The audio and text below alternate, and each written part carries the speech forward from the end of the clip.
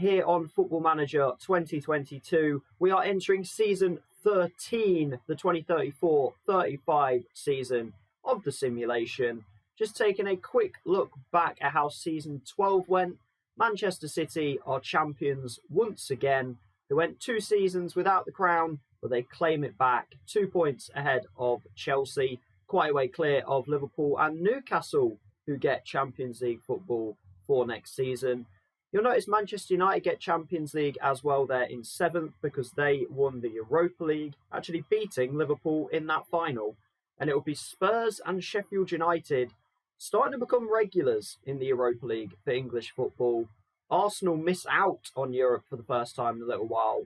And Leeds are starting to build under their tycoon ownership. It's nearing 3 seasons now since that takeover happened. They were in the Championship though, so they have had to make quite a big recovery. Last season was their first year back, and they got 9th, which is extremely impressive, even when you've got a load of money. So it's going to be interesting to see how Leeds push on going into this next season. If we look to the bottom half, we saw Stoke and Everton instantly relegated back down to the Championship, along with Wolves being relegated for a second time in this simulation. The likes of Reading, Norwich, West Ham, Brighton, just about keeping their heads above water. But that now does allow us to go and look at which sides have come up to the Premier League for the 2034-35 season.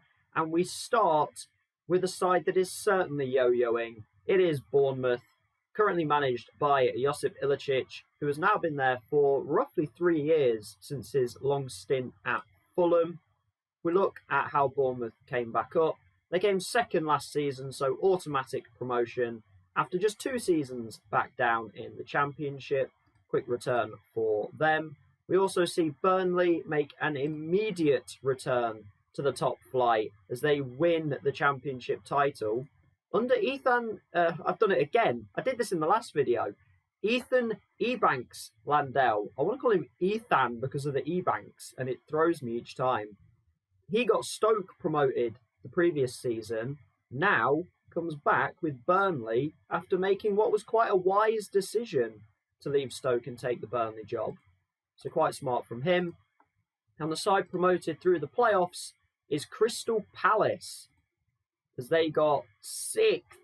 They had spent 4 seasons in the Championship, snuck into 6th place, and again, the team in 6th is the side that gets promoted through the playoffs. That seems to be a fairly common theme.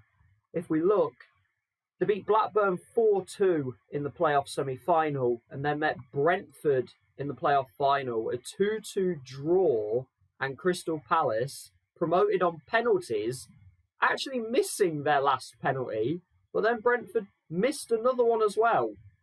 They only scored 1 out of 4. Palace go 3 out of 4 and make a return to the top flight for the first time in, would that make it 5 years, I think? Their last time was 2030. Okay, 4 years. A first return in 4 years. Did notice as well, managed by Martin Dubravka, the ex-Newcastle goalkeeper, went to Blackburn in this save for a little bit, finished his career in America, came back to be a manager, has gone through Bolton, Huddersfield and Luton, and has been at Crystal Palace since 2032. So Martin Dubravka, now a Premier League manager. I mean, there are some very interesting Premier League managers in this save. We've got the likes of like Dries Mertens. We've had like Harry Maguire and Cristiano Ronaldo, who manages briefly. It's been very strange. But what we will do, there is one thing to note in the manager movements. We knew Arsenal had an interim manager at the end of last season. They have confirmed their new manager, and it is Marco Rose, who was Newcastle manager. So he leaves Newcastle, where they had Champions League football upcoming, and joins Arsenal with no European football at all. So a slightly bizarre move on the face of things, but he obviously believes that Arsenal are in a better place to grow as a club. And note with Newcastle as well, their ownership has started to lower the funding just this season. So it's going to be interesting to see how long Newcastle can stay up near the top and competing for Europe if their funding does start to get reduced and if the ownership potentially changes at some point. The next note is to get into the transfers, and there are two that instantly stand out right at the top, and it's Manchester City and Chelsea making those moves. Man City, a potential outlay, an outlay of 105 million, potentially reaching 126 million pounds for Wilfried Atangana, a French left back. They just paid that much for a left back. That is very intriguing. Actually came through at Lyon. Nîmes paid 38 million pounds for him, where he had two pretty good seasons and then a good season, but nothing standout. But he still gets an absolutely massive transfer to Manchester City. That is an incredible amount of money. Obviously becomes star left back. May well be in the predicted team of the season. We'll find that out in a little bit. But the other big move so far in this window is Chelsea, £68 million for English winger Kirkland Liburd, who was actually come in from Borussia Mönchengladbach. He was in Celtic's academy, had a couple of loan spells in England, including with Hull in the Championship in the 28-29 season. Gladbach then spent $32.5 million to bring him to Germany, where he had two really, really good seasons, and now comes into Chelsea, £68 million, and will instantly slot into that squad. Physically, extremely impressive. His on-the-ball technicals as well are near through the roof. Honestly, I don't think £68 million is all that bad. For a 24-year-old English winger to bring him to the Premier League, you would pay so much more for this guy if he was already in the Premier League. So Chelsea have done a really good job there, bringing in Kirkland Liburd. I'm not sure if I'm saying his last name right. It might be like Liburd or something. But I'm going to go with Liburd for now, at least. And there we go. So Leeds are starting to really spend the money.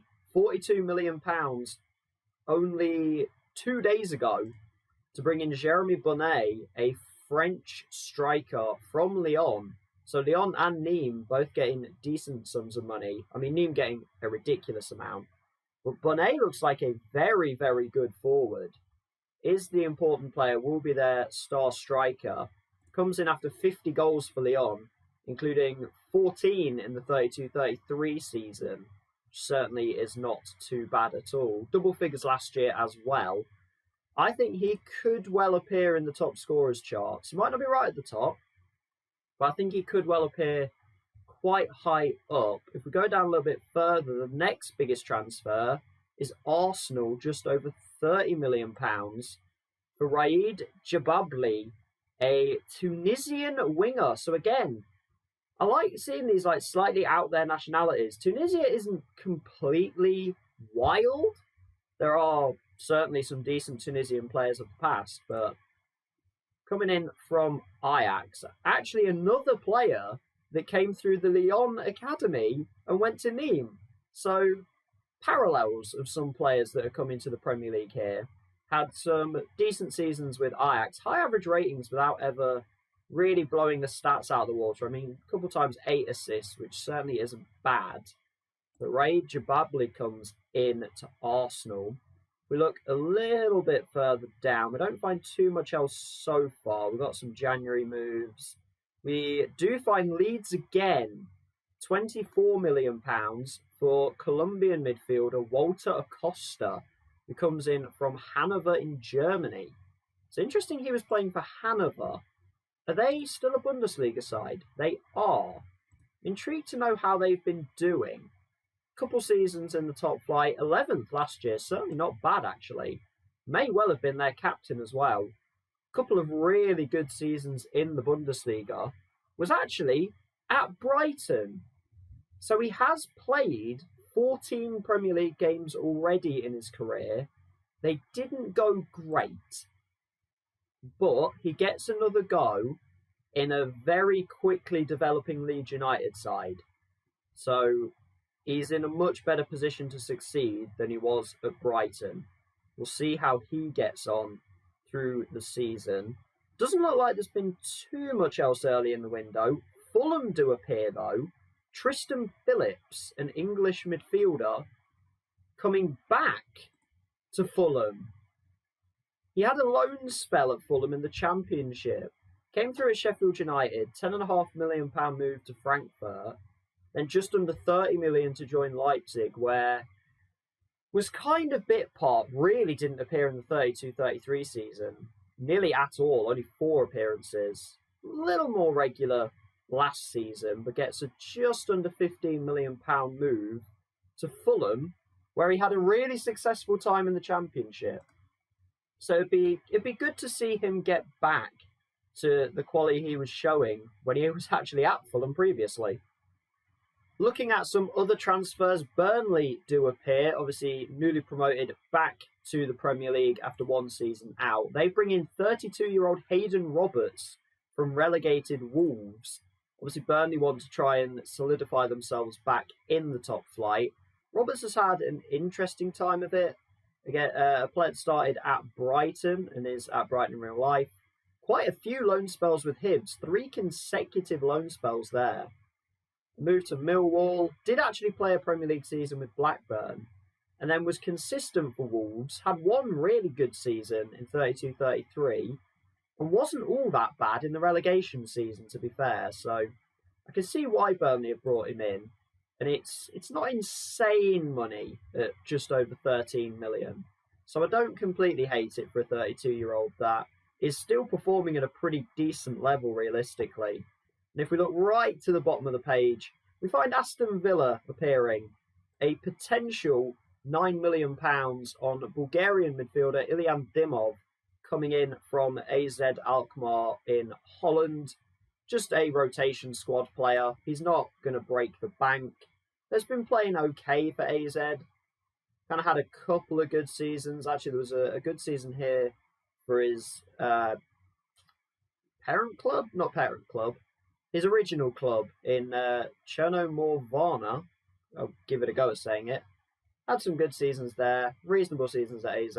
Comes into Aston Villa as a squad player, so we'll see how he gets on. The only other bit we're going to do here is take a look at the season preview for the upcoming campaign. And interestingly, 2 of the promoted sides actually predicted to stay up right now in Burnley and Bournemouth. Brighton and Fulham are predicted to go down. Fulham are another side that have had funding cut. In fact, I think theirs has been completely stopped. Yeah. So their owner, or their chairman rather, has completely withdrawn funding of the club. So hopefully there's a Fulham takeover in the near future. Else, I think we might be saying goodbye to them because their funding is gone. If we look to the top half, Chelsea are actually the favourites. Despite Man City spending over £100 million on a player, Chelsea are the favourites. Man City second, Liverpool third, and Man United fourth. Newcastle drop behind Leeds. Leeds are all the way up to 5th in the predictions, which is interesting. They are certainly starting to become a powerhouse. They're barely behind Manchester United. Could this be the year that we see Leeds return to the top 4? Can't remember exactly which season it was. It was the 25-26 season. So it was near on 9 years ago that they finished in the top 4. They're going to try and do it again, just with a lot more money on their side this time. And the final bit is to take a look at the Media Dream 11, regular. Osvaldo Fernando becoming a regular in goal now. Bierkovic is still at right back. Manica at centre back. Matsumoto is back in the squad. Still with Chelsea. Has been there for a good 6 years now. Is still a ridiculously good player. He is put alongside Balázs Pushtai, who's in here for a 3rd straight season. Mbappe and Aindino keep their places. Elliott and Pretel returns to the side. Ahead of Camavinga, actually. And then Erling Haaland and David Peña keep their spots up front from last season. Haaland will turn 34 in the next month or so, but is still absolutely ridiculous. Do they still have Sesko as well? I'm not 100% sure. Is Sesko still here? Because he wasn't being mentioned before. He is still here and listed as not for sale and an important player. It was just I saw Nico Williams there and got slightly confused, but Williams is just a squad player. So it should still be Haaland and Sesko up front for Manchester City, still managed by Vincent Kompany, who has now been around for quite a long time. Chelsea's still managed by Allegri as well, who's been here for 12 years now. He is 66 though, so Allegri could well be approaching retirement. And when that happens, it's going to be interesting to see who becomes the next Chelsea manager. But we are now going to simulate ahead to the start of September to end the summer transfer window. We have got quite a lot to look at, though, with it being 2034. We've got a World Cup to take a look at, so we'll see who wins that.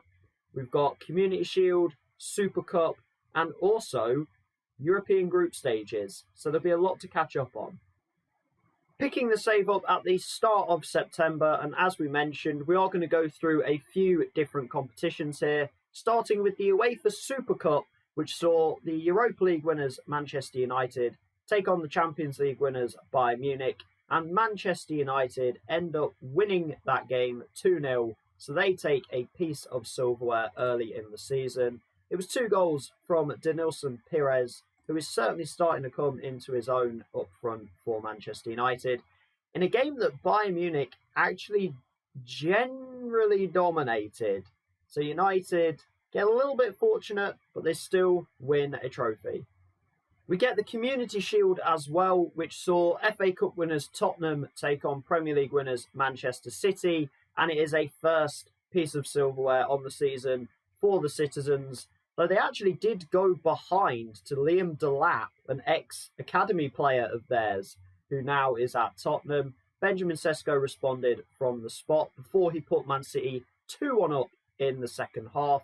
Then there was actually a response from Spurs pretty quickly after by new signing Dario Lorba, a Swiss attacking midfielder who was on debut, actually, came off the bench, just a £4.6 million move, and scored. So a very impressive start for him. However, Ben Bamba comes off the bench and bags the winner for Manchester City. He hasn't played a whole lot throughout his career here, but he has scored some very important goals whilst he has been. And that's the kind of player that Man City want to keep around. It feels very Gabriel Jesus style. But Manchester City, 3-2 win. They win the Community Shield. Another competition to obviously check is the World Cup. And your champions for 2034 are Italy. Their first win since 2006 as they beat Colombia on penalties after a 1-1 draw. Almost absolute scenes for Colombia. Italy had Nicola Montella, who actually plays for Sassuolo, just 21 years of age. Will we ever see Nicola Montella come to the Premier League? He's got a lot of career ahead of him, and at a club like Sassuolo, maybe. Who knows? Kind of intrigued to see if they're really good. 7th last year, so they'll be in the Europa League. Interesting. Keep that name in mind. But there was a response for Colombia by Nicolas Wilches, a Bayer Leverkusen winger, who made it 1-1. The game then went straight through to actually, there was a red card for Italy. Nicola Barella was sent off right on half-time. Plenty of yellow cards for Italy in the game. They get through to the penalty shootout, though, and Wilches and Cantillo miss for Colombia. Italy go 4-4. Italy winning a major competition on penalties. I've never heard that one before. Just as a side note on how some other countries got on, Ukraine finished 3rd after beating Holland 3-1 in extra time in the 3rd place playoff. That was after Italy beat Ukraine and Colombia beat the Netherlands. Czech Republic made the quarterfinals along with Turkey, so some pretty impressive ones there. And Switzerland. Belgium went out to Ukraine in the quarterfinals, but some big countries did not make it all that far. See Portugal going out in the third round. USA went. England lost to Italy in the third round, though Italy did go on to win the competition, so don't know how much you can say about that. See Uruguay going out there. Ivory Coast made the third round. Argentina out in just the second round, which is very, very not good for them. England beating Egypt 7-0 in the second round. That's a little bit brutal. And we had South Korea beating Spain on penalties in the second round. So some interesting results along the way. Moving along to the European club group stages for the competitions of this season. Again, we're ignoring the Europa Conference League until we get to the end of this season, because there is no English representation in it for a second straight year. However, the Europa League will have two sides going into that. Tottenham are drawn into Group C.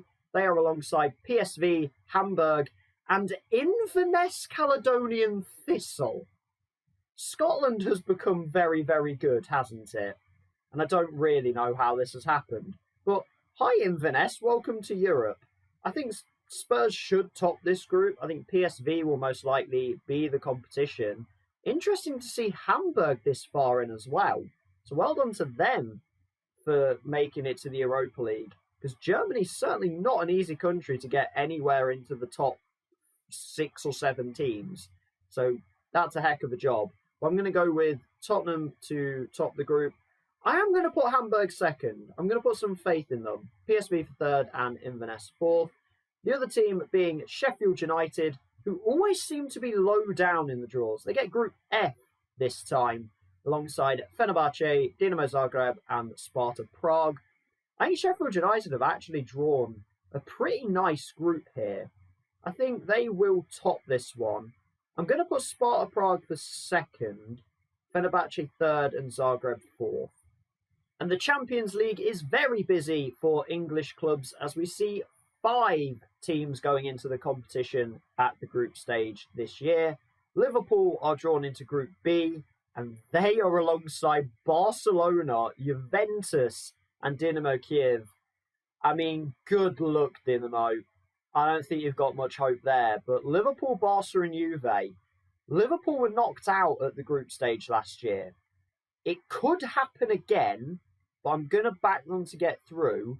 I'm going to go with Liverpool and Juve. I think Barcelona will miss out and drop into the Europa League. And then Dynamo Kiev to come bottom of that group. Manchester City drawn into Group C alongside Bayer Leverkusen, Feyenoord and Apoel Nicosia. It's a pretty nice group for Manchester City all in all. I'm going to go for the group to look as it looks now. Man City to top it with Leverkusen second and then Feyenoord and Apoel in behind. Group D is where Manchester United go into thanks to their Europa League win. They're alongside Borussia Dortmund, Atletico Madrid and FC Copenhagen. Again, there's one team there that stands out as being the unlucky one. Out of Manchester United, Dortmund and Atletico Madrid, I think Man United could miss out. I'm going to go with Atletico for first, Dortmund second, and Manchester United to come third in that group and drop down to the Europa League. We get to Group E, where we find Newcastle, who have not had the best of times in the Champions League whenever they've made it, and they've drawn a pretty tricky group again. In Bayern Munich, Real Sociedad, and Galatasaray. I don't think they'll finish bottom of this group. I think they'll finish ahead of Galatasaray, but it might be as good as it gets. Bayern Munich defending champions. Real Sociedad have proven to be pretty good throughout the years. So I'm going to go with Bayern to top the group, Sociedad in second, and Newcastle for third. And to round it out, Chelsea are drawn into Group H. They are alongside Porto, Celtic, and Club Brugge. I'm going to go with the group to look as it does there. I think Chelsea could well go 6 for 6 if I'm really putting my neck out. Porto are pretty good. Celtic have their moments, but I think Chelsea are just going to be too strong for any of those teams. And with those areas reviewed, we can now get back to the Premier League. And starting off, we have Newcastle's managerial appointment to start with. And it is Julian Nagelsmann, which is a very, very interesting move. very long-time Bayern Munich manager in the save, all the way to 2032, before he decided to go to Spain with Real Sociedad. 2 years on, though, he arrives in the Premier League for the first time in his career. This is going to be very, very intriguing to see how he gets on. But that isn't the only managerial change. Vincenzo Montella has decided to leave Fulham. Now, we mentioned about Fulham having its funding pulled. Vincenzo Montella goes off into international management, and they turn around and hire Grego Sierra, who was briefly Burnley manager. It went very badly. He was relegated and then got sacked, I believe, from Burnley. Or he may have just left to Real Valladolid, actually. He escaped while he still had his head and has actually decided, no, he does want another go in England. He joins Fulham. It's a very tricky situation there, so we'll see how he manages to get on. But the next move is to get into the transfers. And seems the big transfers went very early in the window. Because the biggest move is actually Pep Valles, the 23-year-old Spanish midfielder, leaving Manchester City to Bayern Munich for potentially £59 million. This is an interesting player, though. Arsenal have signed Gavi from Barcelona. It's taken a long time for him to appear in the Premier League. He has stayed at Barcelona throughout the whole simulation until now as a 30-year-old, only recently turned 30 though. He joins Arsenal, who you can tell are certainly making a push to become a top 4 contending side again, although that money came from selling Luis Antunes, their French attacking midfielder, to Sheffield United, who obviously with all their high up finishes are bringing in a lot of money, and £42 million goes on Antunes, who has scored twice in his first 3 games, so a pretty good start for him. Bayern at it again as they bring in Jens Hossmann, a German centre-back from Leeds. So Leeds actually bringing in money and not really spending all that much of it. They brought in a couple players early in the window, but nothing else from what we can see there. Man United's biggest move is Mori Diaby, an Ivorian midfielder coming in from Fiorentina. He almost looks like he could play centre-back if he didn't have 9 heading. I would honestly think of him as a centre-back otherwise, but then again, you see that passing, that vision. He's certainly a creative player as well as being a defensive player as well. I think he looks like a solid player. If you're only going to have him as a squad player, I would push him into a starter. He looks really good. Newcastle's biggest move is Rodinei, a Brazilian centre-back coming in from Lyon, who seem to have lost a lot of players. Rodinei not even necessarily a starter, but he does look reasonably solid. Not the quickest centre-back, but he is 6'4", so certainly good in the air. We find Fulham making a move to bring in Hiroyuki Kurata, the Japanese forward that was at Everton for a few seasons. I do remember Everton signing him. Didn't have the greatest of times. Did get 7 in the Premier League last season. Was 3-3 before signing for Fulham towards the deadline, and is actually 1-1. How do you get a 6.3 but score? I'm not actually sure how that's even possible, but he managed it. But Fulham with a pretty big move then, considering their funding's gone. That's very intriguing. Liverpool's biggest move is to bring in Turkish centre-back Serkan Bekara from Wolfsburg. Very, very good in the air. At 6'3" as well. Very good tackling. Physicals are pretty solid. Mentals are pretty decent. He's not a very aggressive player or particularly a leader. You don't necessarily need that from someone who's just going to be a squad player. We see Arsenal again turning to Ajax to bring in Brazilian centre-back Roland Lombardi. He comes in. He's actually scored already which is quite interesting. Physically incredible, Lombardi. So we'll see how he continues on. We see Sheffield United's second biggest move of the window is to bring in Micah Hamilton from Bournemouth. Obviously, Bournemouth are back in the Premier League for this season. The Sheffield United keep the theme of bringing in players that are sort of early 30s and just keeping themselves ticking along as a European, I was going to say powerhouse, not particularly a powerhouse. We see Newcastle again, so we're seeing a lot of the same teams, sort of Newcastle, Sheffield United, you got your Liverpools, Arsenals, Man United in there as well. But Newcastle bringing in Murat Akinci. There's a lot of Turkish players. I can see why Turkey have been doing so well in international football. They've had a lot of new gen players that are very talented. Murat Akinci comes in to Newcastle from Union Berlin in Germany, which is quite an interesting one. He wasn't there all that long. He's been okay. Actually came through at Turkish München. Oh, I've said that horribly wrong. The Turkish Munich side, which is quite interesting. That's quite good to see a player coming from them. You see Norwich actually selling Eneko Olazola, their 27-year-old right winger, for quite a bit of money. And they decide to bring in two players for 27 million, including Leicester's goalkeeper in Andre Gomez. Now, Leicester did bring in Linval Arthur, but that is an English right winger from Brentford. There was a player exchange in there as well. Graham Kelsey goes to Brentford.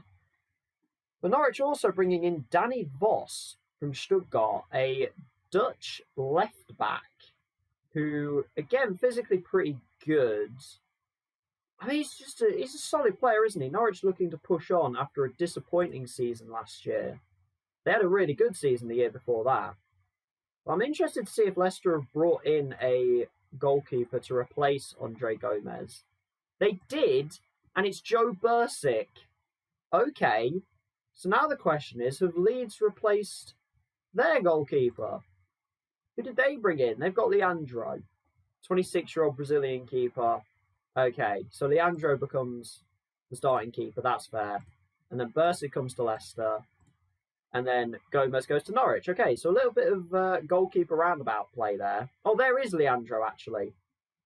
Yeah, I knew the name. He was a Brighton goalkeeper. So actually, then Brighton need a goalkeeper. The roundabout hasn't ended yet. Park Dong-young, a 20-year-old South Korean goalkeeper. Very highly rated, but could be going out on loan to Zenit. So actually, he might not be the starter. And in that case, their only other goalkeeper is Oscar Valencia, a 25-year-old Colombian who's considered a backup. So Brighton might be in a bit of trouble with the goalkeeper situation here, because I'm pretty sure the window is closed. That's an interesting situation that's playing out there. Burnley have not been afraid to splash the cash. Juan Carlos Trico, a Bolivian central midfielder, another player who's very good on the ball, doesn't necessarily have the best passing, though, for a midfielder. The 71 caps for Bolivia already is insane. Bournemouth going to relegated Everton to bring in Italian attacking midfielder Stefano Giampietro. Again, another player who's just very solid on the ball, decent mentals and physicals around as well. We look a little bit further down, we find Man United bring in Celtic player in Ismael Cortizo, a wing-back from Argentina. Chelsea bringing in Luis Fabiano from Barcelona. That's a Brazilian right winger. It's a lot of new gens just being good on the ball. Southampton's biggest move is Albert Braut Tjåland. I believe this is Erling Haaland's cousin, isn't it? It is. Albert Braut Tjåland, it takes him till he's 30, but he arrives in the Premier League as Southampton's, I was going to say new starting striker, but I haven't noticed that Ben Jackson's gone anywhere. He does want to move, though. He's 28. He's been at Southampton for 4 years since his move from Liverpool. He is the star man. He's very much loved at Southampton. But he is ambitious and he wants to move on. But they have now brought in Albert Braut in case anything happens in January. Now that's quite interesting. So welcome Haaland's cousin to the Premier League. We see Crystal Palace's biggest move also for an Everton player in Mustafa Öztürk, their Turkish midfielder. Again, another Turkish player. That has been very popular. Reading's biggest move is Karim Asamoah, English attacking midfielder coming in from Celtic. He comes in as an important player. There's the Bursic move. We see Sheffield United with a couple of smaller transfers compared to one or two of their others. They bring in Jaime Gomez, coming in from Real Madrid. That's not a sentence I really thought I'd be saying. Again, it's just a lot of very good on-the-ball players. I feel like I'm saying the same thing. They also bring in Bashkim Kasemi, an Albanian striker from Mönchengladbach, who has already scored 2 in 2. So Sheffield United already starting to prep for the future with him. We've got a few more guys, and likes of Man City bringing in 22-year-old midfielder Thomas, who looks absolutely brilliant. That is a steal for Manchester City. Hopefully he actually gets to play. We see likes of Brighton with Santiago Villalpando, a Mexican striker / winger coming in. We are starting to see some younger players, which is good. They're not just all signing. I was going to say not just all signing 30-pluses, but Dorgeles Nene comes in for Norwich. He's from Ajax. Got Norwich with Fulham, Burnley, Norwich. We're seeing a lot of Norwich transfers, which is interesting. But other than that, we're getting towards kind of the 10 million mark. So we'll move on. Actually, Kekai's back. That's quite interesting. He returns. He's now at Norwich, formerly at Manchester City. But we'll jump to the Premier League table now that it is 3 games in. And we have 2 sides going 3 for 3. And it's Manchester City and Liverpool. By the way, what a start from Reading. They're up in 4th. They've beaten West Ham and Fulham and a draw with Brighton. So they haven't had the hardest fixtures. But that's still pretty darn impressive right there. They're up there with Chelsea and Leeds up in 5th. We see Arsenal all the way down in 14th. Though defeats to Manchester City and Leeds. So I wouldn't get too concerned about that straight away. 3 sides on 0 points. Fulham, West Ham and Southampton. All sides that have gone down in the past. So no complete shocks in there. Actually, this is an interesting one. A 36-year-old James Justin at Sheffield United. This is actually his second season. £3.2 million transfer. I assume that was in January, or it may have been late last summer. That's quite an interesting one. James Justin now playing for Sheffield United, and he's racked up 2 assists in the first 3 games. Sheffield do have a loss, a 4-1 defeat at Newcastle, which is seeing them further down the table in 8th. We have a look, you see Bursic, Safanov and Trubin all with 2 clean sheets. That's despite the fact that Leicester are 15th. They've only scored 2 goals on the season. How does Bursic have 2 clean sheets? He must have kept 1 for Leeds. Or he must have kept 2 for Leeds and then moved to Leicester. Unless he was in the Leicester goal for the Leeds game. I'm confused. That's thrown me, that has. But Bursic's there on 2 anyway. Safanov and Trubin up there as well. Goals, Pires. We're seeing a lot of him. He's got 4. Mbappe and Sesko there on 3 each.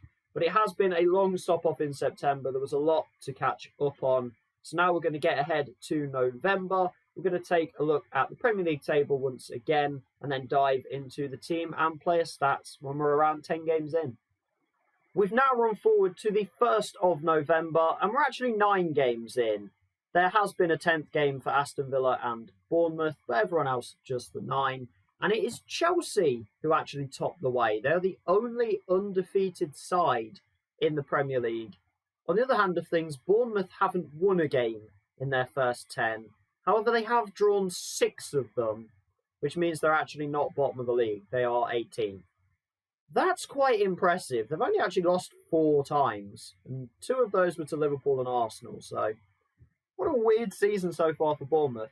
But it's Chelsea 2 points clear of Manchester City, who have actually suffered 2 defeats, away at Chelsea and away at West Ham. Liverpool there on 20.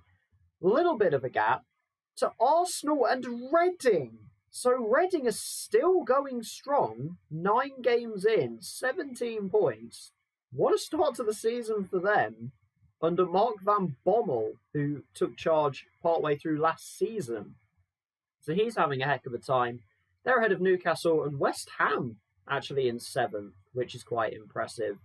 And then you see Spurs, Leeds and Manchester United down in 8th, 9th and 10th. I have checked the managerial movements. So far, none. So every manager that started the season is still in charge of their respective sides. We see Leicester really struggling.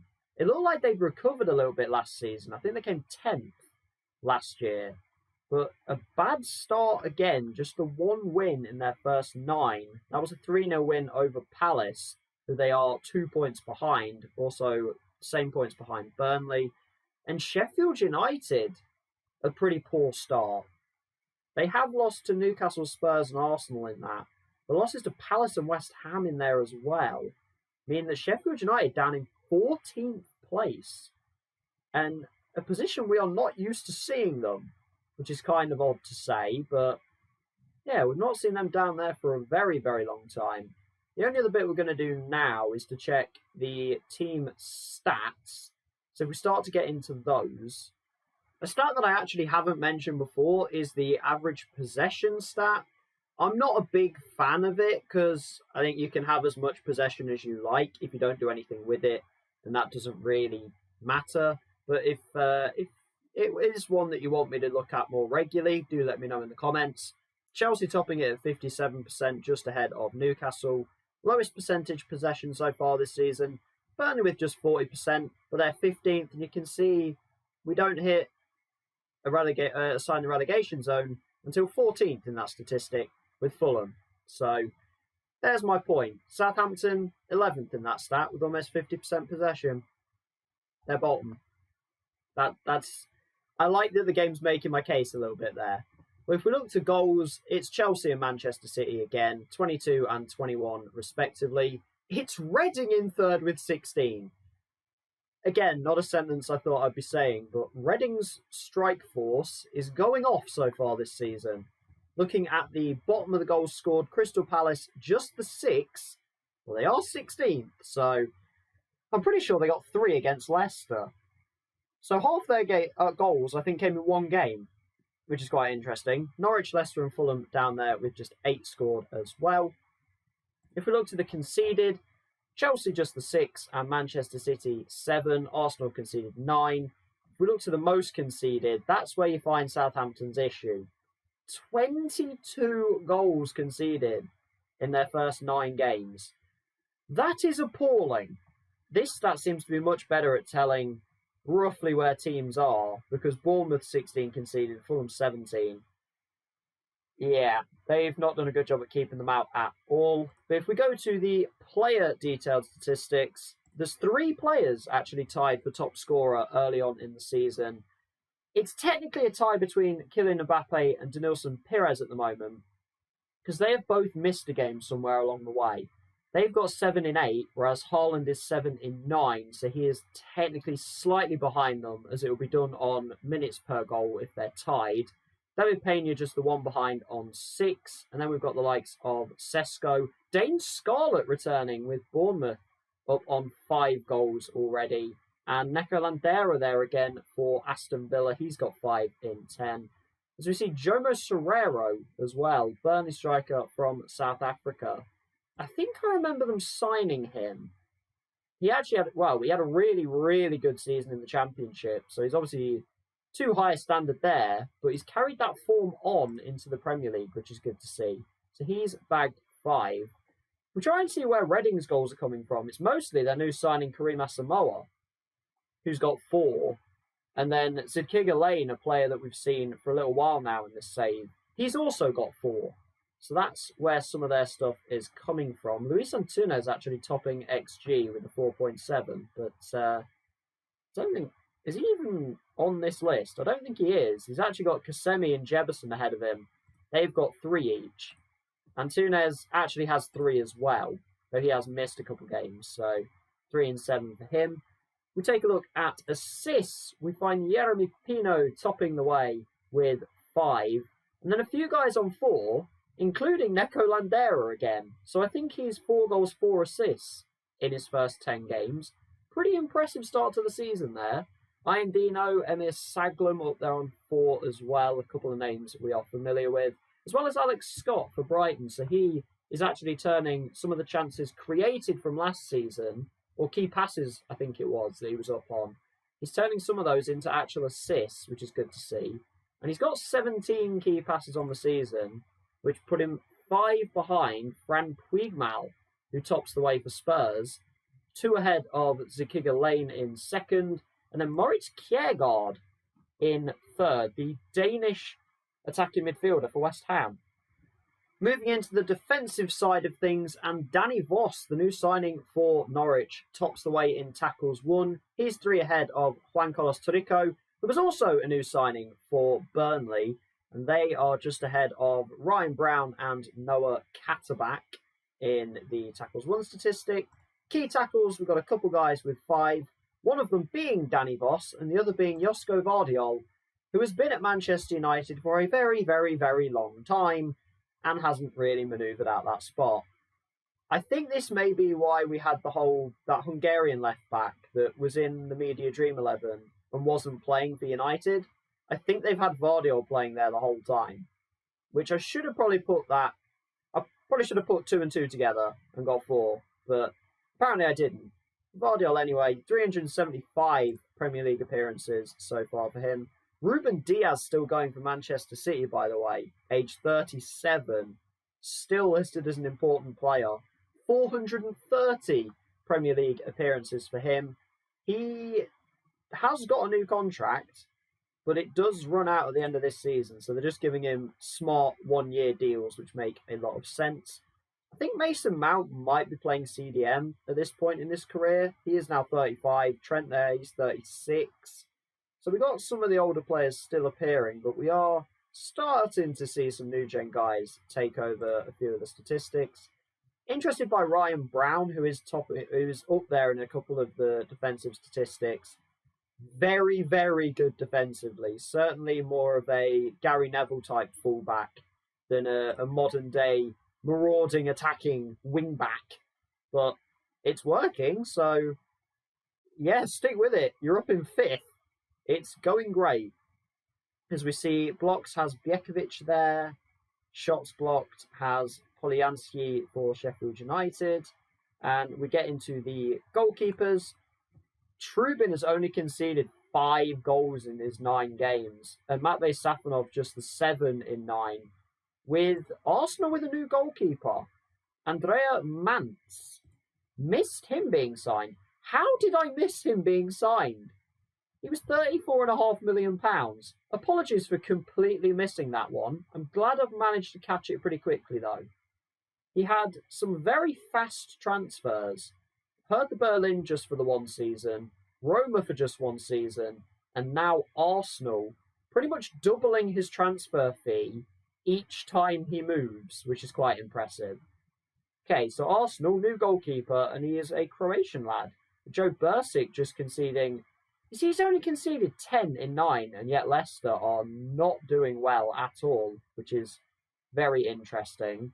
Osvaldo Fernando slightly further down than last year, as is Pascal Traore. We look to clean sheets. We find Trubin and Safonov topping that statistic with 5 each, with Bursic and Andre Gomez on 4 each. Obviously Gomez, the ex-Leicester City goalkeeper from last season.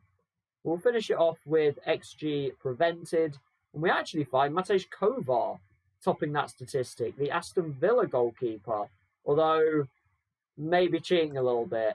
He's only the cup keeper. No, he has played every game. He didn't play any last season, and he's now their first choice keeper, which is interesting. But Matej Kovar topping the XG prevented. He's ahead of Andre Gomez and Pascal Traore. Taylor Kendrew is interesting. He is an English goalkeeper just signed by Palace, just under £10 million from Blackburn. And he's actually doing okay in his first Premier League season. So maybe Taylor Kendrew will become a regular top-flight keeper.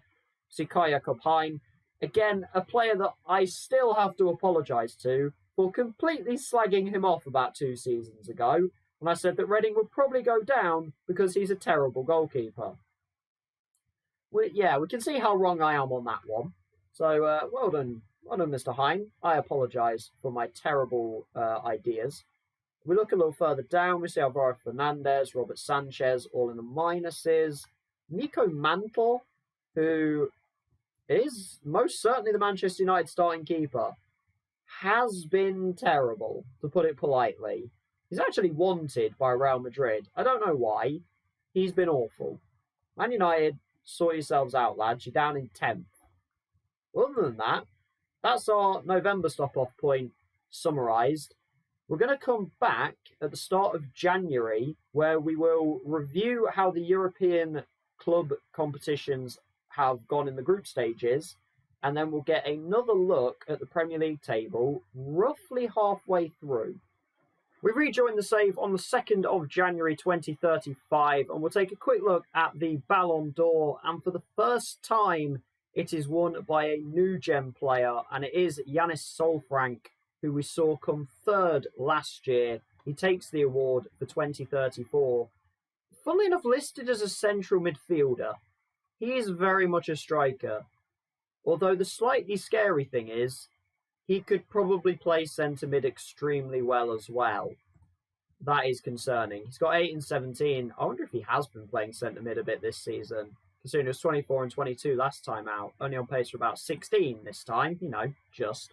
But Manchester City players getting 2nd and 3rd. Some of their older players in Jeremy Pino and Erling Haaland getting up there. But a first Ballon d'Or for a new gen. Moving into how the European group stages went on, we start with the Europa League, where there were 2 sides. Tottenham finish top of their group in Group C, 8 points clear of PSV, who actually did get 2nd. I thought Hamburg might pinch it. PSV do it by 3 points, though. Spurs just the 1 game of drop points away in Eindhoven against PSV. A 2-2 draw. Other than that, 5 wins from the other games, including a 4-0 win in Inverness. That's still a very bizarre sentence, but there we go. The Spurs head through straight to the last 16 of the Europa League. And Sheffield United top their group. I said it was an easier group. They go 6 for 6, conceding just 2 goals along the way, which is extremely impressive. They had 2 4-0 away wins at Fenerbahce and at Dinamo Zagreb. And the goals they conceded actually only came in the last 2 group games. After 4, they hadn't conceded a single goal. They finished 10 points ahead of Fenerbahce in the group, who end up taking 2nd place. So again, Sheffield United advance straight to the last 16.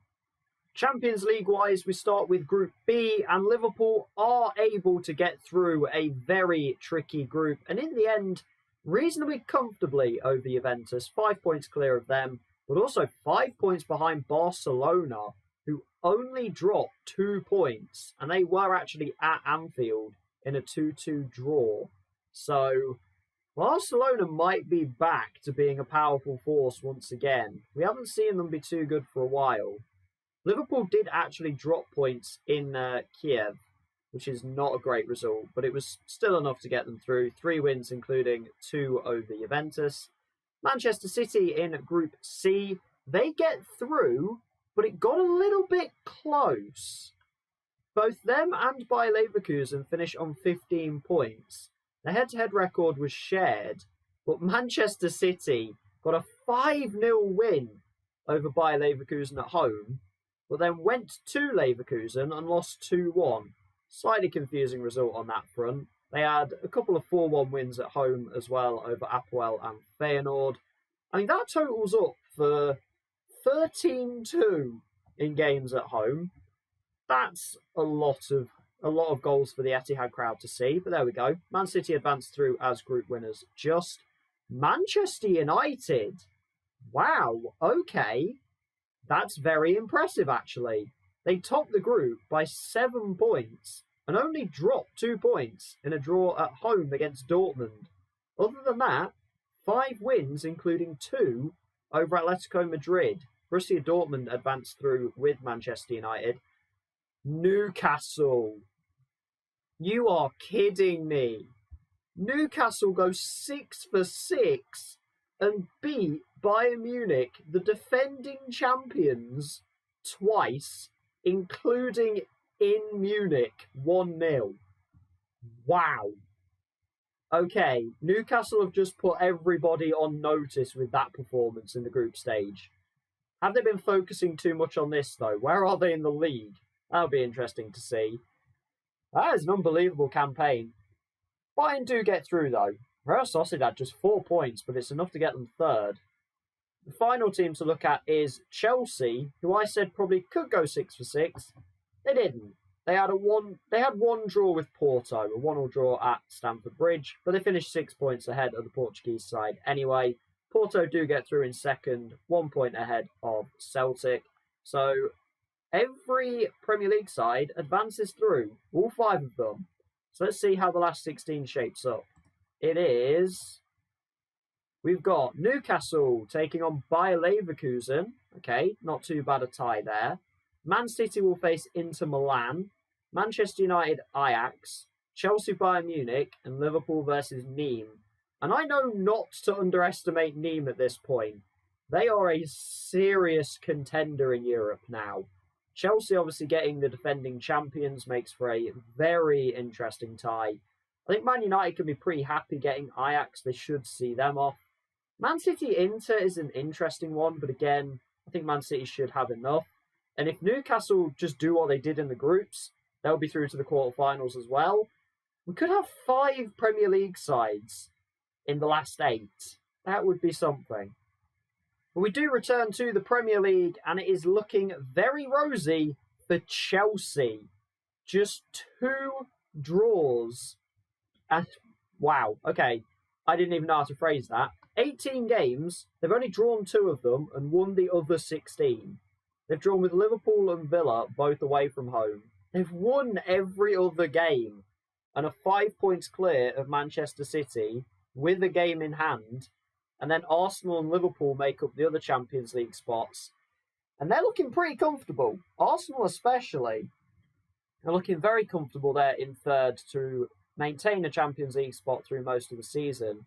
It's then a bit of a competition for Europe. Man United in 5th currently. Just the 1 point ahead of Newcastle and Leeds, though Newcastle and Manchester United both have games in hand over Leeds. And then pretty much everyone below has played 20, except Leicester have only played 19, but they can't get any higher than 13th anyway. The interesting side is Sheffield United, down in 16th place, and have already lost 11 games on the season. Surely they won't go down, right? They must have sacked the manager by now. They haven't.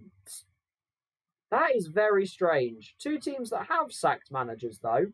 Southampton sacking Marcelo Gallardo at the end of November and bringing in John Terry, long-time Reading boss. So, wait, that means Reading are looking for a new manager now, right? No, I forgot. They've got Mark Van Bommel. They sacked John Terry last season, didn't they? Yeah. That's my mistake. Reading only just stayed up last season and they sacked John Terry partway through the season. Makes his return, though, as Southampton boss is an interesting one. See if he can keep them up. And Leicester sack Dries Mertens. They currently have Ian Corley as caretaker manager, a job he has done countless times as Leicester go in search of a new man to be in charge. Southampton have actually recovered up to 15th, and Leicester are 13th, so they're not in imminent danger, but they're also definitely not safe right now. Fulham and Bournemouth look very in danger. I did say Fulham, they were in trouble. Their funding's gone. Did they actually get a takeover? They didn't. Well, they certainly haven't had one yet. I think they are rather in a lot of trouble here. We might not even see them for a little while if things really go wrong. This might be the last time we see Fulham for a while, but Bournemouth looking in trouble as well. But they are in their first season back after a couple of years in the Championship.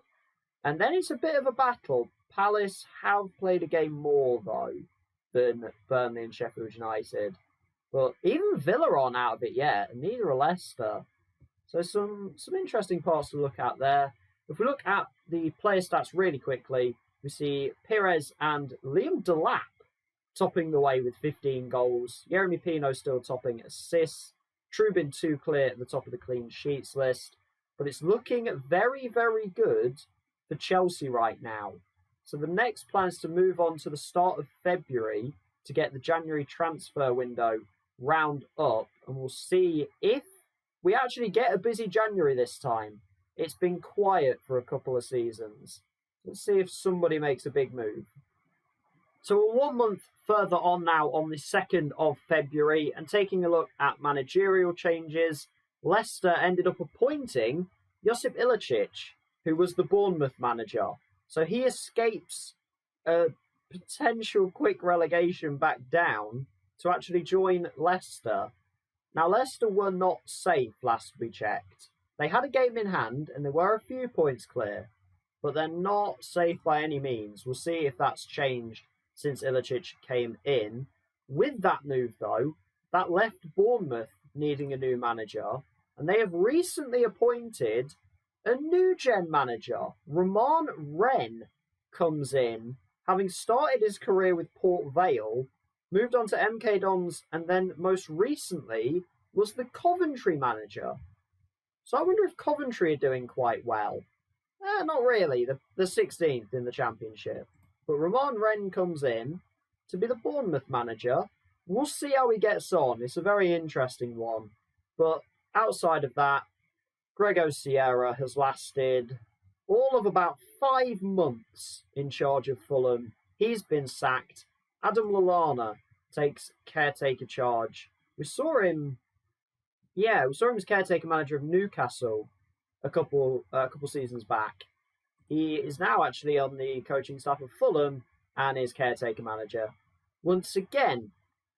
Outside of that, let's get into the transfers. And I want to see if anything big has happened. The answer is yes. It's Manchester United realising that they are falling behind the top 4 by quite a long way. And they are going to steal from the sides around them in order to try and catch up.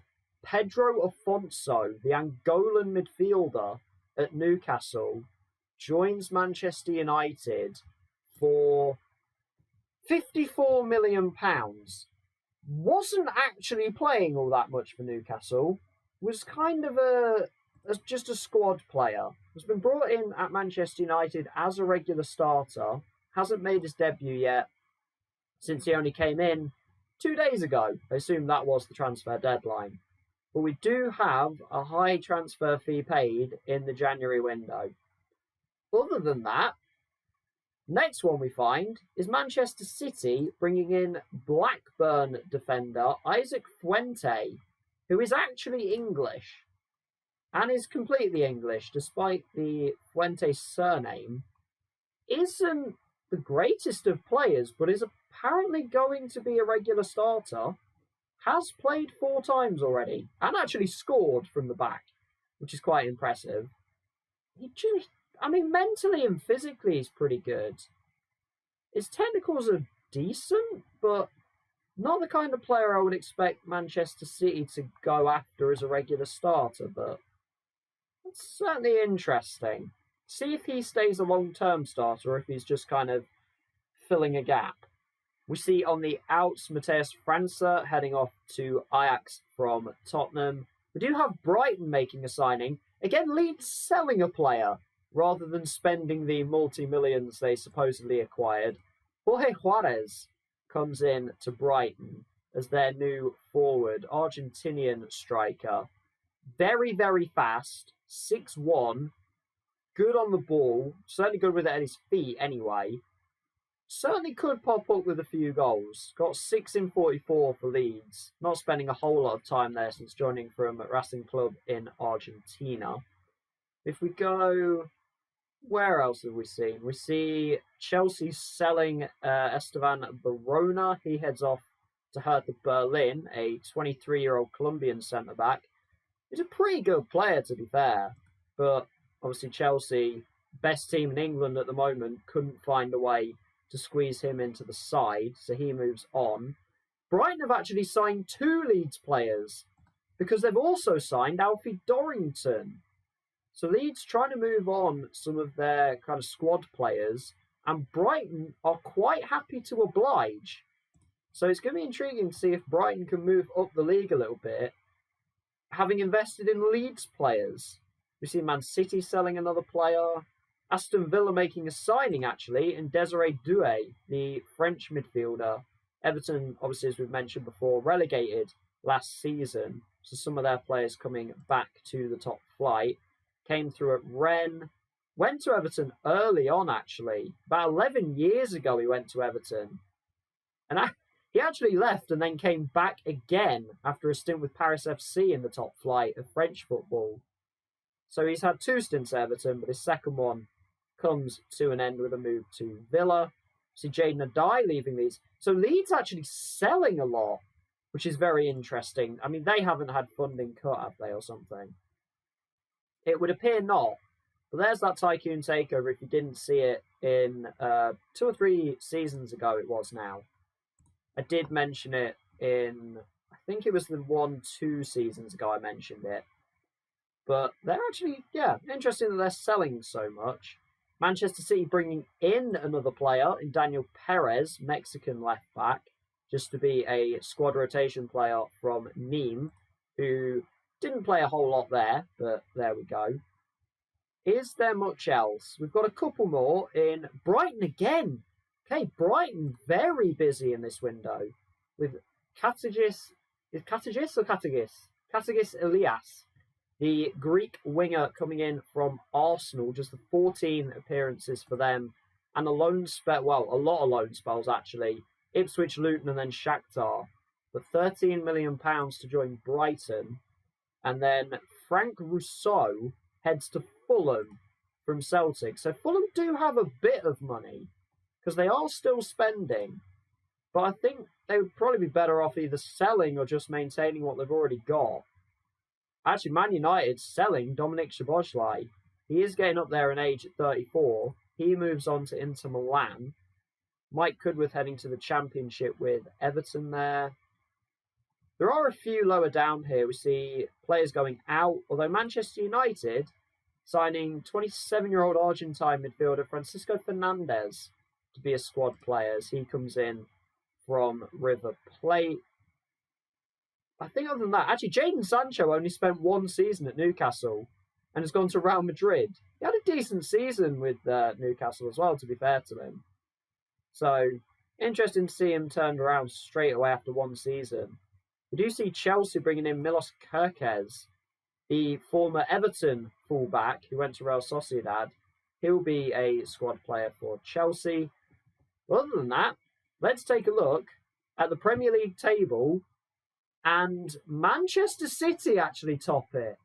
But it's because they've played 2 games more, though Chelsea have struggled in recent times. 2 defeats to West Ham and Manchester City in there now as well. So they've gone 2 wins, 2 losses since our last stop-off point. They're 4 points behind Man City with 2 games in hand. So they can go back to the top. Arsenal just the 6 points behind Manchester City. Don't rule Arsenal out of this. I don't think they're going to win the title, but it's good to see that there is a third team kind of competing. And we've seen Liverpool do it 1 or 2 times. We saw Manchester United do it in the Quick Sim season, but it's mostly just been Man City and Chelsea through the save. Looking a little bit further down, we do find Man United and Liverpool battling for 4th place, though Manchester United do have a game in hand, actually. So Liverpool have slipped up a lot, because I said that they were relatively safe. They've fallen down to 5th, The 5 points clear of Spurs, who are a couple clear of Newcastle, but Newcastle have a game in hand as well. Leeds really the only other competition, and then West Ham and Reading. Reading have slipped off, which is unfortunate. Sheffield United have risen up to 12th. If we look at the bottom part of the table, Aston Villa might genuinely be in trouble this season. Level on points with Crystal Palace right now. Palace have a worse goal difference, which is keeping Villa out the relegation zone. But the likes of Villa and Leicester really haven't done a whole lot in the past few seasons, and it's starting to catch up to them. Fulham certainly still look in a lot of trouble. Bournemouth actually have a game in hand to get out of the bottom 3. So they're recovering relatively well, mostly on the back of draws. They can turn a couple of those into wins in the near future. They may well get themselves out of that bottom 3. But again, we can take a very quick look at the player stats. It's now Pires by himself at the top of the goal scoring charts with 20, which is, he's on pace for a 30-goal season, which I think we've only seen Benjamin Sesko do. He did it in his very first season at Manchester City and got exactly 30. I don't think we've seen it otherwise. So we'll see if Pires can do it. Peña's there on 18 and Mbappe with 17. Trubin still leads clean sheets. He's one ahead of the new Arsenal keeper, Andrea Mance. And Yeremy Pino still leads assists. But the next stop-off point is going to be April, where we'll get another summary on how the European competitions are getting on, the Europa League and the Champions League. And then we'll get another look at the Premier League table as we near towards the run-in by that point. We'll also have the Carabao Cup final to look back at as well, and we'll see who wins that bit of silverware. We pick the save back up on the 3rd of April, and we're going to start off by looking at how the European competitions are going. 2 sides went into the Europa League second knockout round from England, and only one of them advanced. Sheffield United go out at the last 16 stage. The Europa League is not being kind to them recently. Real Sociedad beat them 3-2. It's looking highly unlikely that we see Sheffield United back in Europe next season, so their few-year stint is going to come to an end unless they happen to win one of the cups, which, they might, but they crash out to Real Sociedad.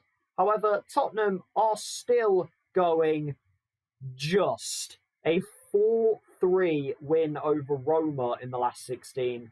They now go on to face Atletico Madrid in the quarterfinals. Celta Vigo or Shakhtar away, should they get past Atletico. I think that's going to be the key game. That's the key point right there. If they can get past Atletico, I think they've got a route to the final. And then Champions League-wise, 5 teams went into the last 16 and 5 teams advance. Manchester United see off Ajax 4-2, and they will play Chelsea in the quarterfinals, who knock out the defending champions Bayern Munich 4-2. So Newcastle got 2 wins over Bayern, and Chelsea get at least 1 win, and the overall tie win as well. Not a good campaign for Bayern against the English clubs.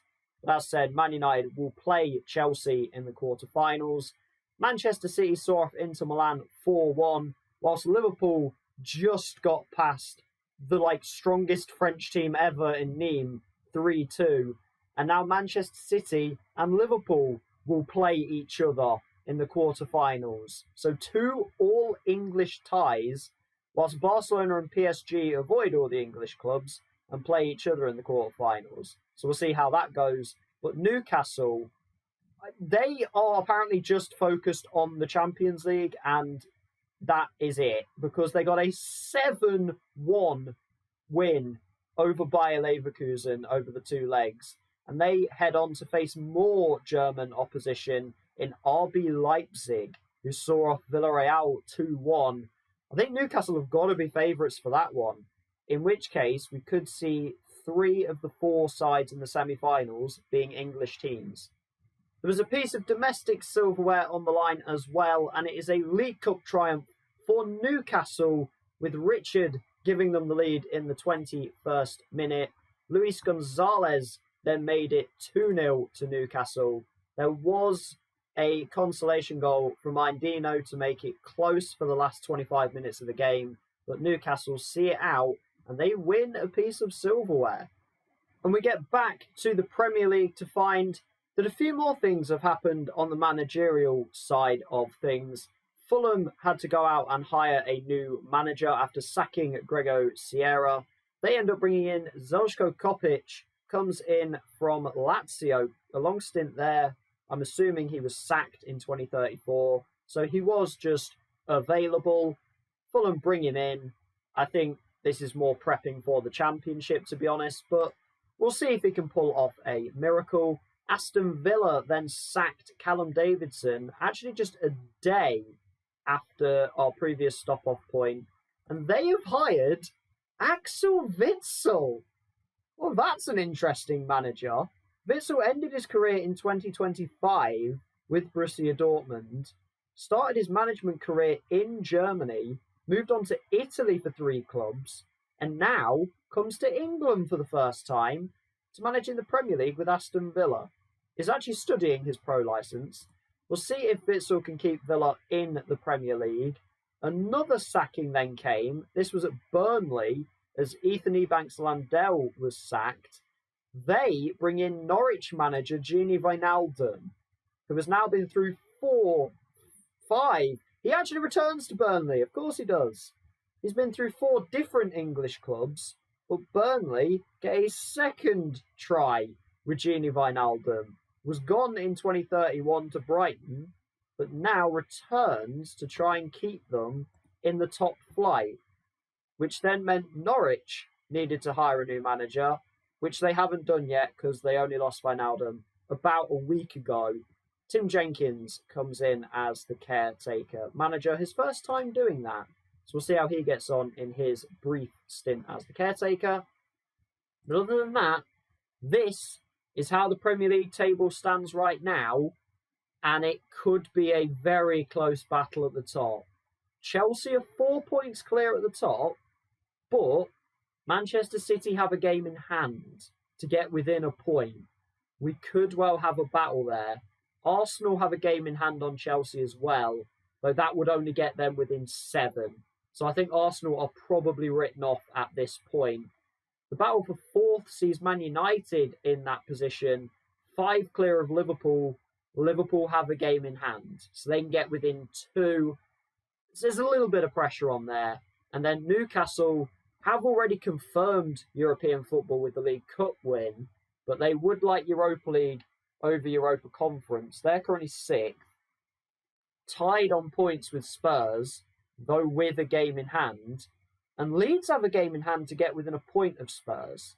So I'd say that's kind of the teams that we're looking at for European football. We've then got Reading and West Ham just in behind. So Reading having a cracking season if they could get a top half finish this year. Sheffield United and Leicester have recovered pretty well this season.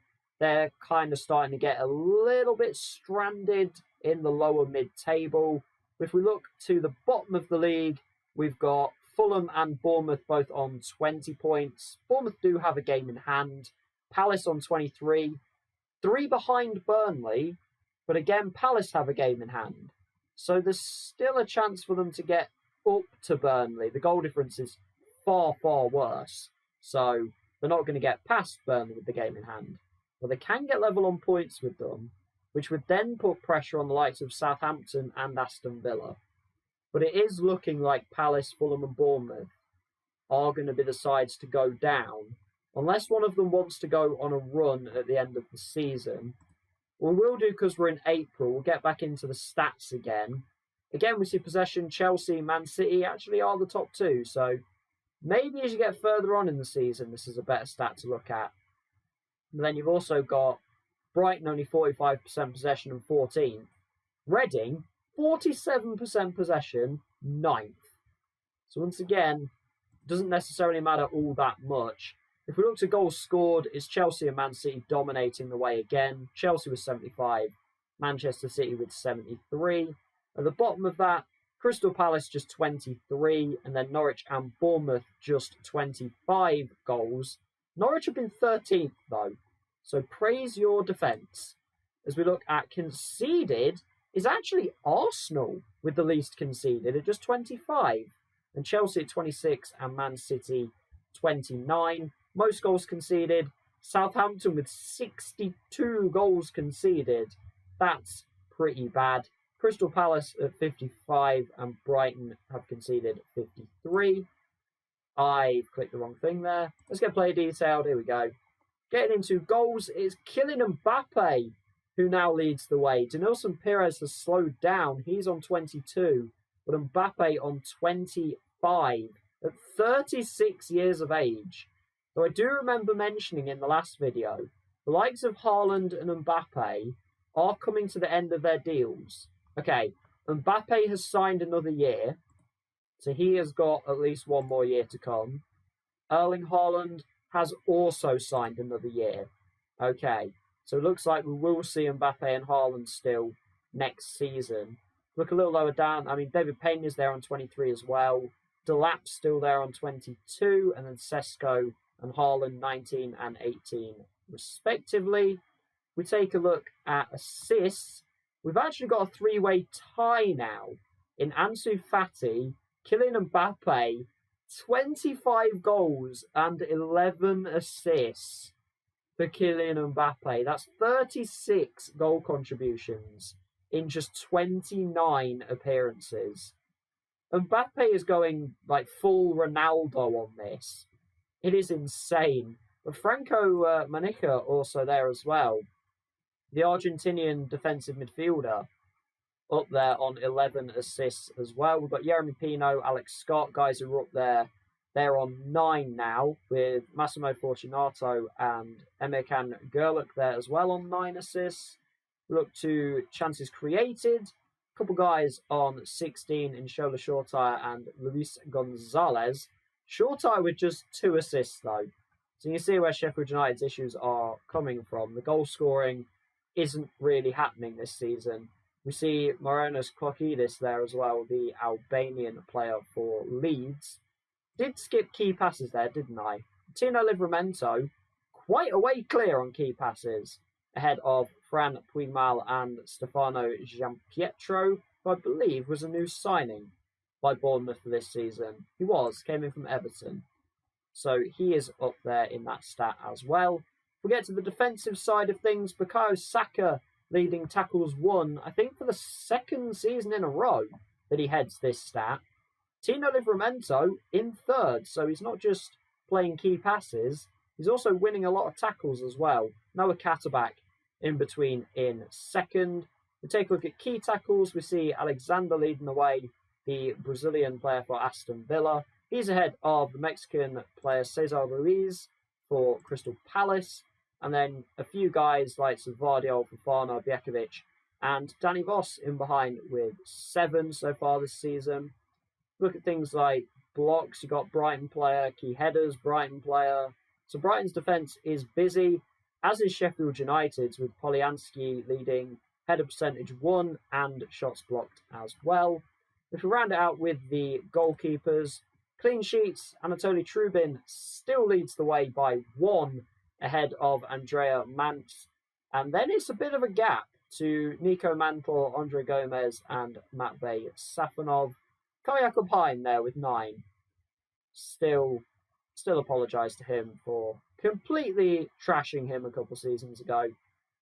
And finally, if we look at the XG prevented, it's now Andre Gomez that leads the way for Norwich, with over 16 goals prevented according to XG. That is seriously impressive. That's ahead of Trubin and Leandro having a decent season as the league's keeper. We see Traore and Fernando there as well. Can we spot any outfield players? I believe this is an outfield player. It is. Stefan Costasea, one of the regular starting midfielders, has been in goal. So Leeds had a bit of a situation there where Leandro did something.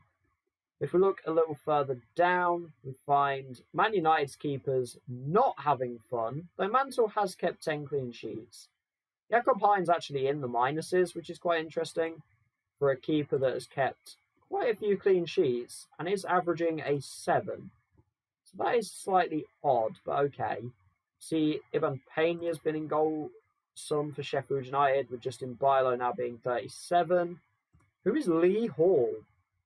It is a breakthrough prospect.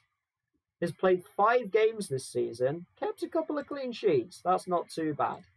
But next plan is to move on to the final day of the Premier League season, and we'll look and see what there is to play for, whether the title will still be on the line, if any of the European spots are up for grabs, and if there is a relegation battle, or if it's all already confirmed. So we've made our way to the final day of the Premier League season here on the 20th of May 2035.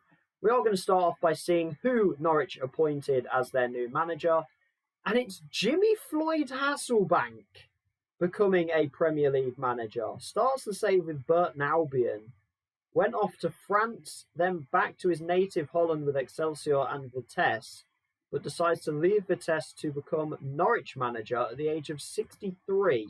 So an interesting appointment there from Norwich, a side who should remain a Premier League club for next season. But let's take a look at the Premier League table. There is a title battle. Chelsea and Manchester City has come down to the final day. This time, it's Chelsea in the driver's seat. They are 2 points clear. They head to Reading on the final day. Reading looking to finish in the top 10. They could still get passed by West Ham, but there's not much else for Reading to play for, really. So, I mean, yeah, Reading kind of have nothing to play for. Chelsea have a lot to play for.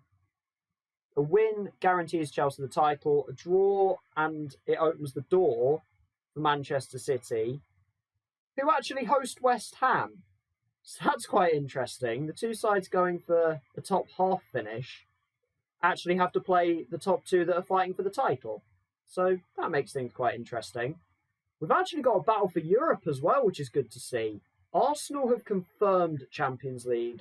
They have finished 3rd. Good season from them. They can be happy with that. Payne 26 goals on the season with 1 game to go.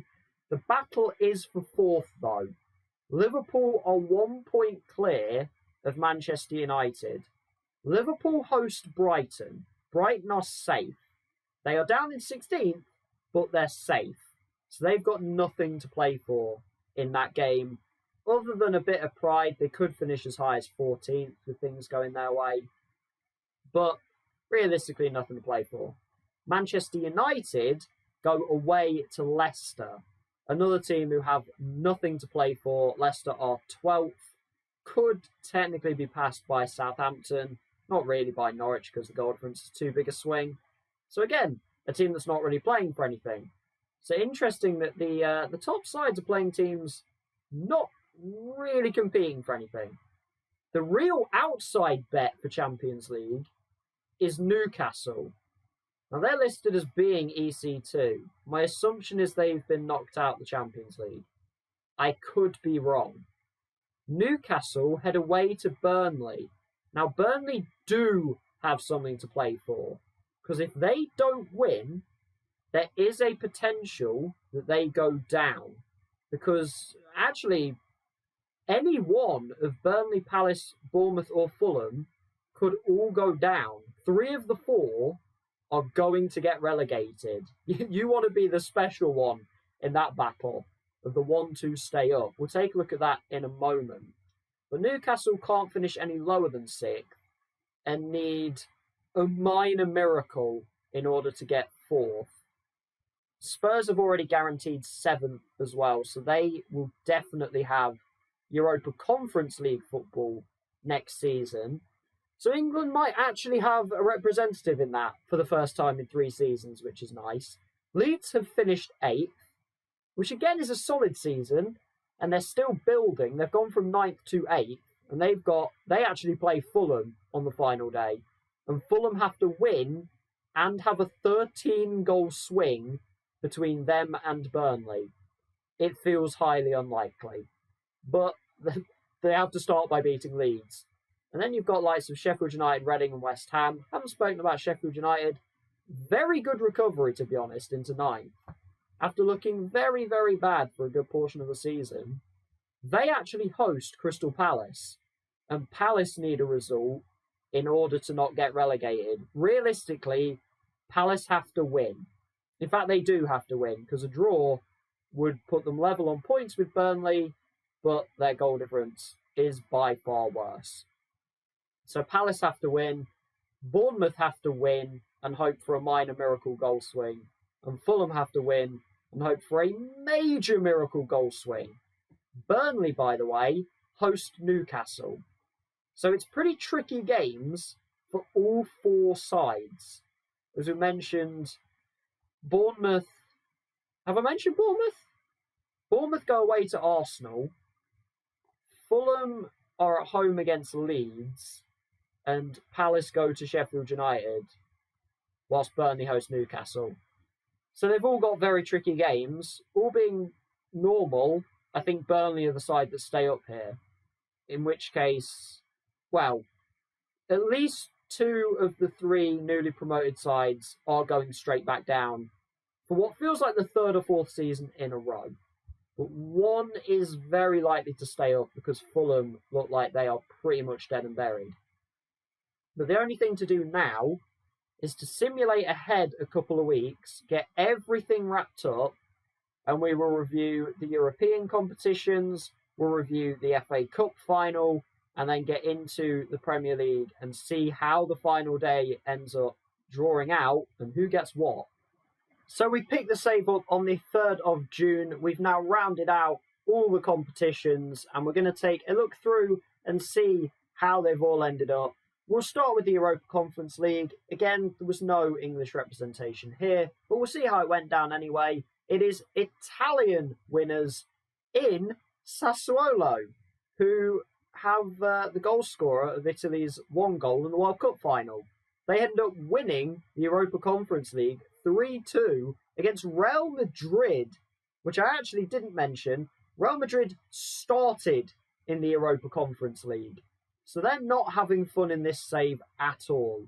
And they go and lose the final to Sassuolo, who came through against fellow Italian opposition in Atalanta in the semi-finals. Real Madrid came through against Hamburg in the end. But very interesting team winning the Europa Conference League.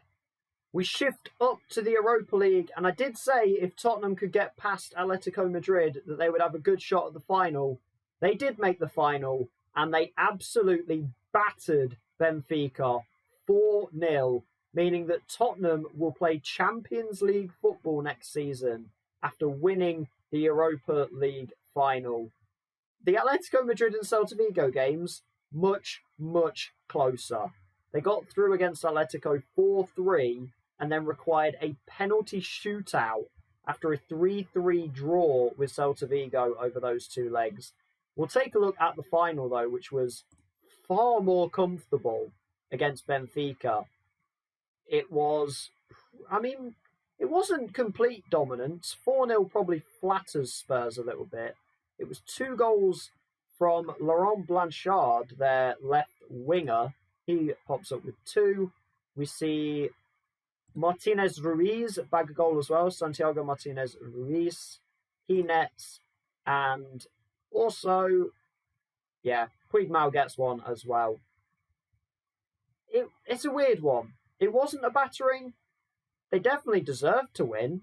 4-0 though, maybe a little flattering. And then finally, the Champions League. And it's a final we hadn't seen for a few years. So let's run it back again. Chelsea versus Manchester City in the final. They're passed through. Chelsea knocking out Manchester United 6-3 in the quarterfinals. Then taking on Barcelona in the semi-finals and getting a 3-1 win. Manchester City's path of 5-4 over Liverpool in the quarterfinals. And then a 5-3 over Newcastle in the semi-finals. So a very English-heavy route for Manchester City. That involved Newcastle getting past RB Leipzig 3-2. We'll take a look at the final and who got the all-important Manchester City goal. Was it somebody weird? It may have been somebody weird. It's happened again. It was Andrew Lee, a breakthrough prospect at 21 years of age, 6'5", fairly quick, and a crazy good first touch. He played 12 times in the Premier League. In fact, in total, he played 22 times. Right.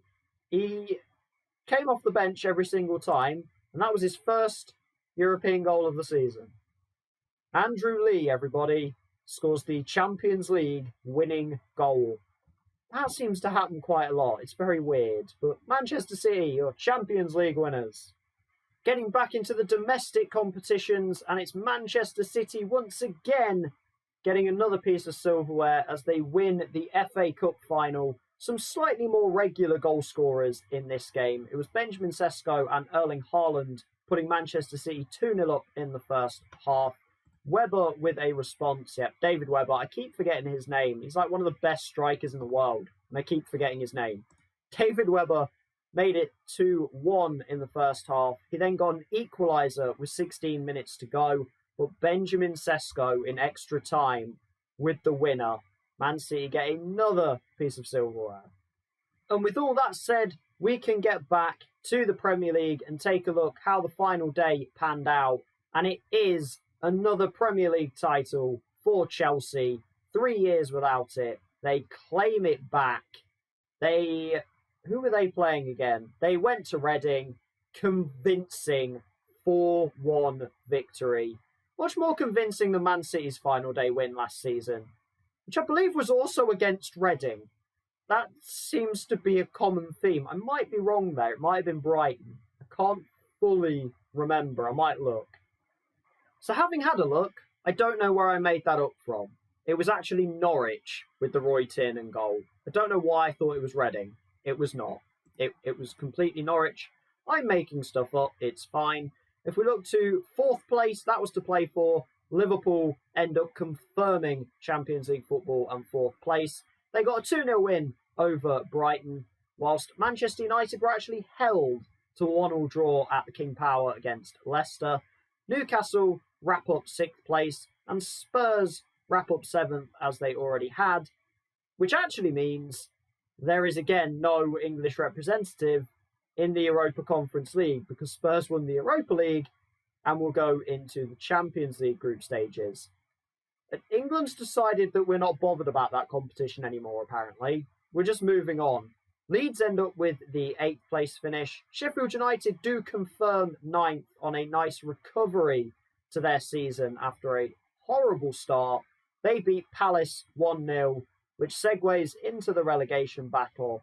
And Burnley actually lost to Newcastle, and Fulham did beat Leeds 3-1 on the final day, but in the end it's goal difference that does for Fulham.